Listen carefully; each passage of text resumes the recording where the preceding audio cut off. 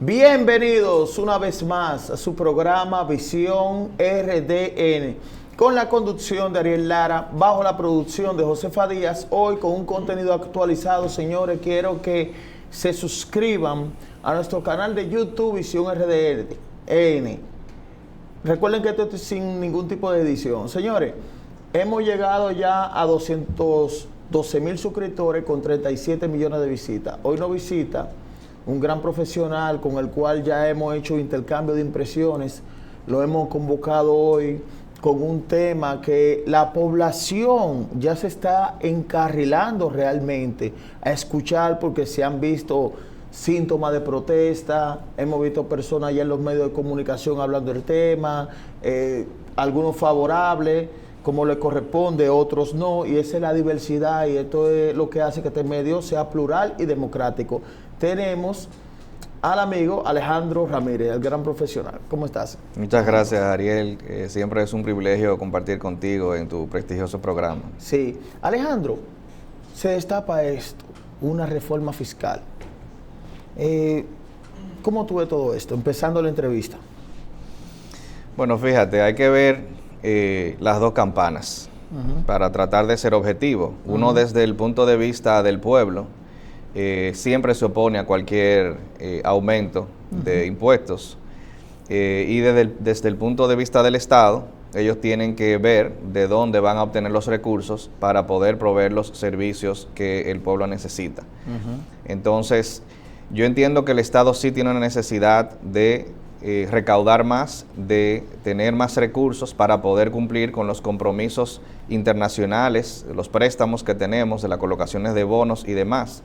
Nosotros tenemos dentro de la región, somos los que más altos intereses pagamos, producto de que el riesgo país de nuestro país es bajo, es doble, y no estamos en área de inversión. Debemos subir, y la meta es a triple B, para que con esa calificación caigamos en área de inversión, y entonces la tasa de interés de esas colocaciones sean más bajas. Tú sabes que hay un principio que a mayor riesgo, mayor beneficio. Entonces, sí, si tú inviertes en un país donde el riesgo país es alto, entonces es con un retorno de un interés mayor. Entonces, ¿qué pasa? Gran parte del presupuesto se va a pagar esos intereses, que representan más del 30% del presupuesto.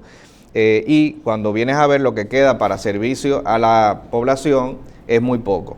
Entonces, ellos están buscando quitar exenciones para poder recaudar esos fondos. Esta reforma viene siendo más bien una reforma integral, pero es una reforma más al gasto, aunque también patrimonial. Pero fíjate que la transformación es ampliar la base imponible del ITEVIS, que ahora cambia a IVA, que es el término internacionalmente utilizado, impuesto sobre el valor agregado. Entonces, haciendo el cuento largo corto, ahora desde el punto de vista del pueblo, yo entiendo que antes de tú pedirle al pueblo que se apriete los pantalones y meterle la mano en el bolsillo para sacarle dinero, tú tienes que eficientizar el gasto, dar muestra de que real y efectivamente tú como Estado has hecho todo lo posible para reducir el gasto público, y que real y efectivamente la recaudación no es suficiente. Yo creo que aquí hay mucho espacio todavía para la eficiencia recaudatoria. Aquí hay una informalidad muy grande de casi un 50%. O sea que hay dos economías, la formal y la informal. Entonces, cuando tú haces una reforma, si tú estás apretando a la economía formal, que sí declara impuestos, que sí paga, pero la informal no va a pagar impuestos, aunque tú hagas 10 reformas. Entonces, hay que formalizar a esos, y para eso tú no necesitas hacer una reforma y aumentar los impuestos. Tú lo que tienes que eficientizar, ser más eficiente tú como Estado recaudando esos impuestos. Eso es uno. Y lo otro es, aquí hay un dispendio público indignante, con el tema de los aumentos de los salarios a los funcionarios públicos, con el tema de todas las botellas que sabemos que hay en los diferentes ministerios, personas cobrando miles de dólares mensuales sin hacer absolutamente nada. Entonces, ¿cómo tú le pides al pueblo que pague más impuestos cuando tú no necesariamente estás haciendo el mejor uso de esos recursos que se están dando? Es como que tú vayas al banco a pedir un préstamo debiendo otro que tú no has pagado, o que tú no has hecho una administración. ¿Qué usted hizo? Usted pidió un préstamo para hacer un negocio X, comprar un inmueble y rentar lo que fuera, y usted no hace lo que, no le da el uso al dinero para el cual se lo prestaron, pero luego va a pedir más. Entonces, creo que en ese sentido cae como en el descaro de pedirle al pueblo que pague los platos rotos de lo que el Estado ha mal administrado. Hay unas promesas de obras de construcción, de infraestructura, de poder proveer una plataforma de infraestructura para que atraiga la inversión, porque estamos en una competencia regional. O sea, nosotros competimos con México, competimos con Centroamérica, y la inversión en Latinoamérica en general anda buscando dónde colocar el dinero. Nosotros tenemos que ponernos en una posición de ser visibles, de ser atractivos. Ahora bien, las medidas que se han tomado de eliminar esos incentivos no necesariamente son un incentivo a la inversión. Yo lo veo todo lo contrario. Si tú le quitas incentivos fiscales al turismo, entonces la inversión turismo lo que va a hacer es que va a bajar. ¿Qué pasó con Puerto Plata en el 96? Puerto Plata era un polo turístico importantísimo. Quizá uno de los más importantes en su ¿Y momento. qué pasó? Decayó. Y luego cuando vinieron a recoger los platos, ¿verdad? En el 2012, con la ley de eficiencia recaudatoria y demás. Bueno, Puerto Plata ahora es que se está empezando a levantar con el tema de los cruceros y demás, pero que Puerto Plata se cayó como polo turístico a puntos realmente indeseables. Entonces, yo creo que eso va a afectar el turismo, va a afectar sobre todo el bolsillo de la clase media, que es la que paga, porque la clase alta sí le afecta, pero no le afecta en su día a día porque son ricos, tienen con qué pagar esos impuestos. La clase baja lo recibe a través de subsidios, aunque se va a apretar y se van a quitar exenciones de ITEVIS, se le va a dar a la clase baja a través de los planes de ayudas sociales, las mismas ayudas que el bono gas, que etcétera. Entonces el impacto no lo van a sentir igual que la clase media, que es la que paga. Esto va a tener un impacto en la clase media muy importante. Tremendo. Por ejemplo, aquí se estima que la canasta básica ronda más de los 20,000 pesos, 24 por ahí, pero el salario mínimo es 10. Entonces, tú tienes un gasto de 2 veces y media casi el ingreso de un salario mínimo, de un ingreso mínimo, pero en una clase media que ingrese, por ejemplo, 56,000 pesos, yo creo que ronda el mínimo de la clase media, esto puede tener un impacto de hasta un 20%. Entonces, ¿qué es lo que quiero decir con eso? Hay el cuento de la gallina y el huevo, ¿verdad? ¿Qué viene primero? Si la gallina o el huevo, en el sentido de que el pueblo dice, yo no quiero pagar más impuestos porque tú te lo vas a robar, pero el Estado dice, bueno, es que y no me da los servicios que yo necesito de salud, de educación, etcétera, pero el Estado o el gobierno dice, yo no te puedo dar esos servicios porque yo no recibo los impuestos que tú me estás pagando. Eterno ese pleito. Claro, y el tema de la corrupción, o sea, hay estudios realizados sobre que el impacto de la corrupción puede tener un efecto en el Producto Interno Bruto importantísimo. Eso equivale a un impuesto de hasta un 20%, podría equivaler en países de desarrollo. Entonces, cuando se habla aquí... En base al Producto Interno Bruto, un 20%, el tema de la corrupción. El tema de la corrupción, o sea, la malversación de fondos, una vez se recibe el presupuesto del Estado, eso es difícil de medir porque esos temas no... o sea, un acto de corrupción, tú no te enteras, ¿verdad? No hay una estadística que se da seguimiento a eso, pero de los estudios mundiales que se han hecho al respecto, se ha visto que en los países en desarrollo, como es el nuestro, puede tener un impacto de hasta un 10 o un 20%, o sea, dependiendo del nivel de corrupción que hay. Entonces, vamos a atacar la corrupción, lo que hablamos, vamos a atacar las nóminas públicas, porque el Estado ha asumido una posición de no reducir su tamaño. Nosotros somos un país pequeño con un Estado grande. ¿Por qué no reducimos el tamaño del Estado? O sea, aquí es necesario tener 190 diputados y todos los empleados de la nómina pública que tenemos, o podemos ser más eficientes con menos empleados. O sea, eso de estar dándole empleo a los compañeritos para cumplir las promesas de campaña, eso tiene que terminar. Porque ¿de dónde salen esos salarios que se le pagan a esos empleados públicos? Del presupuesto del pueblo.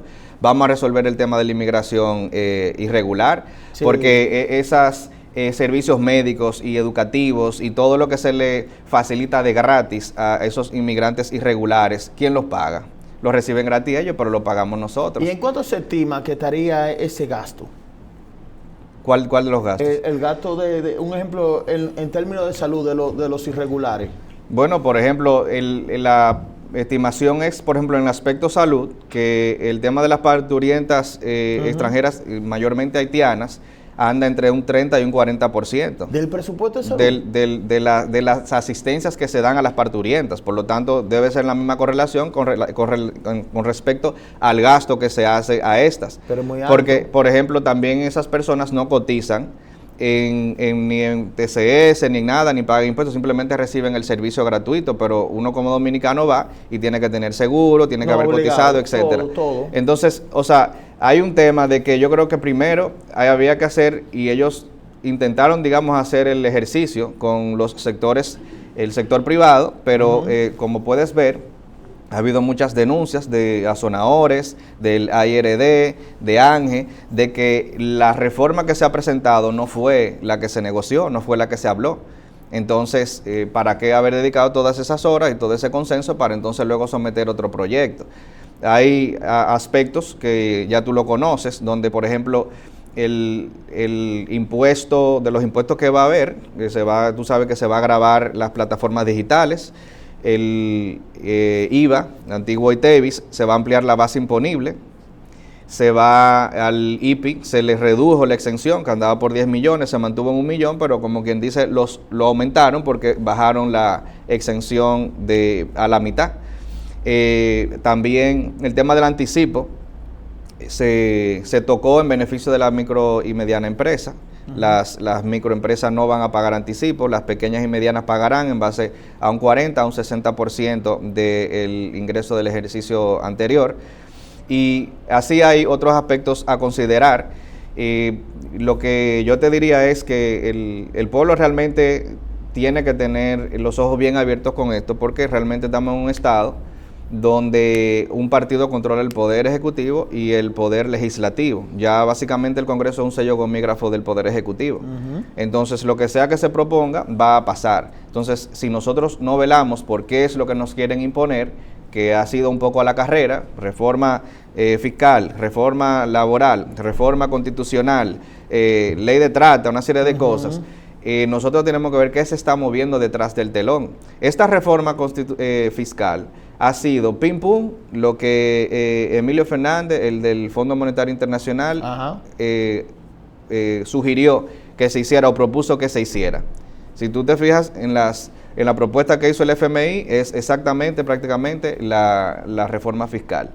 Entonces, también hay que ver si nosotros tenemos un estado servil a estos organismos internacionales. Es otro tema. Y bajo qué condiciones, porque hay préstamos que son préstamos políticos. No se trata nada más de la tasa de interés, sino que vienen condicionados a decisiones políticas que tú tienes que adoptar en orden o en el sentido de tú poder luego accesar a los fondos que tú quieres como país. Entonces, mientras más nos endeudamos, más supeditados estamos como Estado, como nación, como país, a la voluntad de estos organismos internacionales. Nos quita soberanía. Obviamente, lo mejor es que los recursos salgan del propio pueblo y no necesariamente sigamos endeudando. Nosotros estamos en un nivel de endeudamiento altísimo con relación al promedio de la región. Y bueno, creo que me he extendido un poco con tu primera pregunta, pero creo que eso no sé si responde No, claro, porque quiero, la idea de este conversatorio es que la gente se edifique paso por paso. Y como tú traes la información profesional, yo quiero que la gente te escuche detenidamente, porque hay muchos temas que la gente se está haciendo preguntas. Un ejemplo, nosotros vemos, ahora que tú hablas de organismos internacionales, Amnistía Internacional, que siempre ha dicho, pero ya es otro tema, que República Dominicana es racista, pero siempre hay organismos internacionales que quieren que nosotros sumamos refugiados, y eso ha sido un tema. Entonces la pregunta va por lo siguiente: se está hablando de que se ha tomado mucho préstamo. ¿Algún préstamo de esto puede ir redireccionado por alguna idea de decir, bueno, mira, yo te voy a prestar tanto, pero tú tienes que hacer esto? Bueno, es que eso sucede. Tal vez no te lo van a decir claro así o no va a salir claro en la prensa, pero mira, la última vez que vinimos, que tú nos honraste con la invitación, estábamos hablando de la visita del secretario de Estado a Haití, y viendo de qué pudiera ser esta conversación, que en principio era el tema Haití. Pero fíjate que al poco tiempo, te decía en esa ocasión que lo importante de los políticos a veces no es lo que dicen, sino lo que no dicen. ¿Qué fue lo que se habló el día siguiente? El ataque a Venezuela. Había tal vez una agenda por debajo que no necesariamente se dijo, ni salió, y la reunión fue muy productiva, hablamos del tema Haití, pero tal vez el otro tema fue el que salió a relucir, que era el ataque al tema de Venezuela, el tema del petróleo, etcétera, que muy seguro se habló para ejercer presión desde República Dominicana allí. Entonces, ¿qué te quiero decir con eso?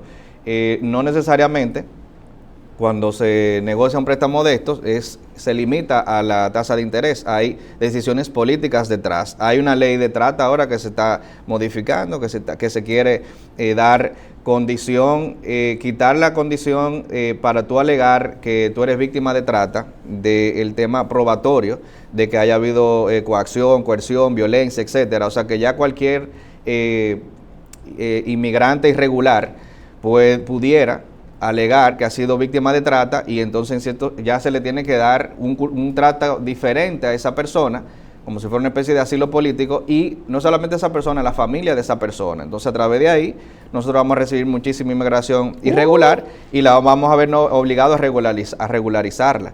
Entonces, son el tipo de presiones que, si tú no tienes los pantalones bien puestos y tú tienes un respeto a la soberanía nacional, entonces, y tú tienes un estado servil, tú vas simplemente a dar como bueno y válido cualquier petición con tal de recibir esos recursos. Entonces aquí no se trata de necesariamente ver vías públicas, es construir una nación y un futuro que sea sostenible.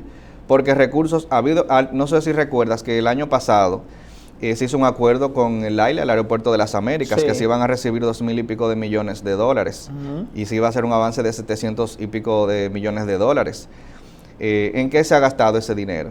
¿Dónde se ha ido? Ellos dijeron que iban a hacer unas cuantas obras, está haciendo un trabajo en pintura en esa avenida, pero ¿por qué no por ejemplo, se dedicaron a situaciones que son transversales y básicas en nuestro país, como la situación del sistema eléctrico, la pérdida que hay en el sistema eléctrico, que es una cifra muy similar de 2,000 millones de dólares que se necesita de inversión? Sí. Entonces, para tapar 3 hoyos y hacer 5 calles, entonces lo gastamos en eso por el sistema eléctrico, seguimos con el problema, pero se lo cargamos una reforma fiscal mejor, cuando ya tú recibiste un dinero que podía paliar esa situación. Entonces, el mismo presidente decía antes de ser presidente que él se oponía a las reformas fiscales, que lo que había que eficientizar el gasto. ¿Entiendes? Sin embargo, ¿verdad? Una cosa es con guitarra y otra con violín. Cuando tenga el poder ahora, hace otra cosa. Entonces, mi parecer es que hay que posponer esa reforma fiscal. Posponerla. Hay que tener consenso con los sectores afectados, porque van a matar la gallina de los huevos de oro. O sea, hay exenciones que la han quitado de golpe y porrazo, y no se sabe el efecto. Ellos estiman que eso va a aumentar las recaudaciones, pero no se sabe. Pero claro, pero no se sabe hasta que no lo recauden. O sea, por ejemplo, la industria del cine, le quitan la exención. Te quería preguntar, tu opinión sobre la industria del cine. Bueno, esa ley salió, se supone que se iba a ser por 10 años, que se iba a aplicar por un periodo para incentivar el inicio de esa industria, pero se prolongó por más. Yo lo que entiendo es que debería ser un desmonte programado de los incentivos. Tú puedes reducirlos, pero no eliminarlos de la noche a la mañana, porque ¿cuánto recaudaba el Estado antes de esa ley por la industria del cine? Cero. O sea, no había industria. Esa industria explotó, se creó y creció bajo esa ley, atrajo inversión. Entonces, independientemente de las prácticas que se pudieron haber dado dentro del contexto de esa ley, representó un ingreso al Estado que no lo estaba teniendo antes. Entonces, tú matar esa exención, quitar esa exención, no creo que es lo más sabio. Sí, hay otras exenciones que tal vez no proceden. Aquí había muchas exenciones, o hay, pero tú puedes irlas reduciendo y tú ver el impacto. Yo creo que no ha habido... ahí hay muy buenos profesionales trabajando en el gabinete, pero no sé qué tipo de asesoría están recibiendo y qué tipo de mediciones se están realizando. Por ejemplo, hay parte del gasto de estos ingresos que se proyecta tener, que se van a invertir, por ejemplo, en incluir 20,000 policías efectivos más a la Policía Nacional.